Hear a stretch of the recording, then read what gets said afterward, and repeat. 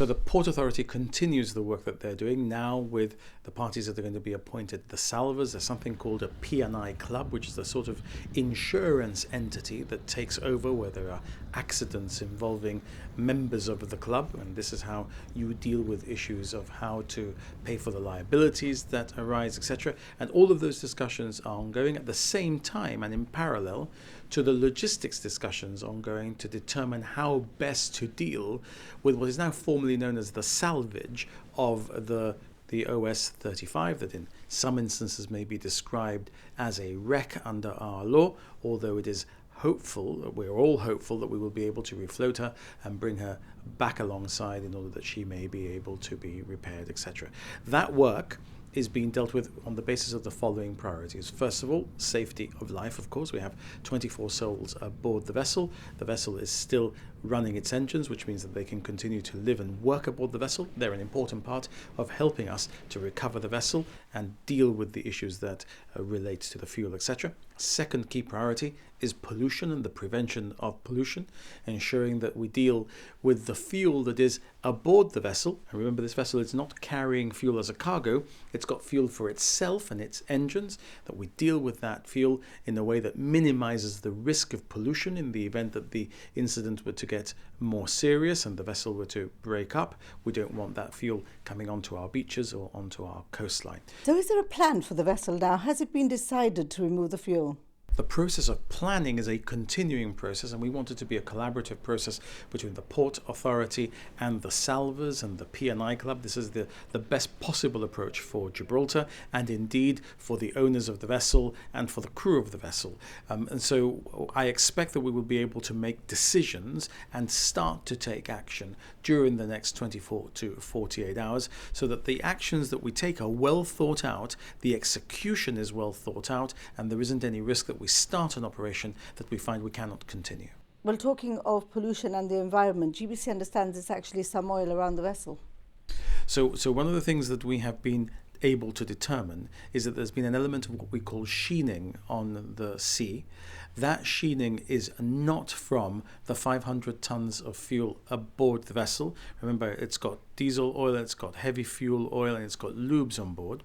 In fact, that sheening comes from one of the cranes. The vessel has 4 cranes on the top, which was submerged, and it's the hydraulic fuel of that crane that seems to have emerged a little. It's a small amount of fuel. It's created surface sheening. It's not creating dangerous pollution, and already you will have seen that we have extended the boom around the vessel to contain that sheening as much as possible. Chief Minister, what about the actual cargo that the ship is carrying? So the cargo are bars of steel, rebars of steel. This is about 20,000 tons of bars. It's a very heavy cargo, and one of the things that will have to be considered is that not only just do we need to think about taking off the fuel from the vessel so that we protect ourselves against potential pollution, in the process of seeking to refloat the vessel, should we need potentially also to take off some of that weight, which are the cargo, the bars in the cargo, we may have to consider that operation as well to give the vessel greater buoyancy given the state in which it is in at the moment. Well, ships in Gibraltar water are coordinated by the port's vessel traffic services. So to what degree can fingers be pointed at VTS? All of the audio and all of the visual of what happened last night are all on the VTS system. That is all protected, downloaded. Already the audio is being transcribed so that a full investigation can be carried out. What I will say to you, without prejudging anything, is that from what I've seen of the footage, VTS was immediately telling the vessels that there was a need, or telling one of the vessels, the moving vessel, that there was a need for them to correct course. And the master seems to have miscalculated how he corrected that course, but that is just not a prejudgment of what may or may not have happened.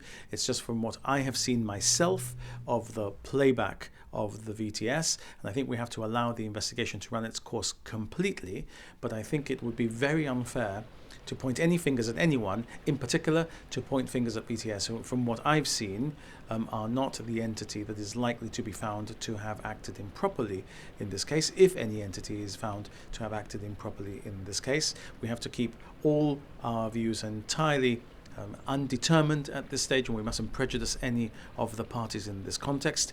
We have to accept that there are things that are called accidents for a reason.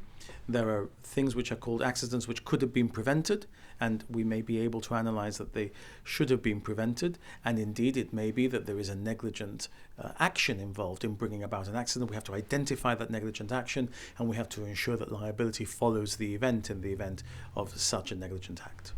Chief Minister, are we out of the woods?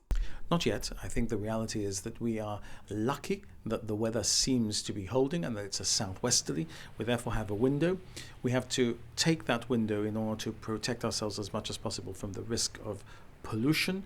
I think we are out of the woods in the context of risk to life, but we are not out of the woods in the context of the risk of pollution.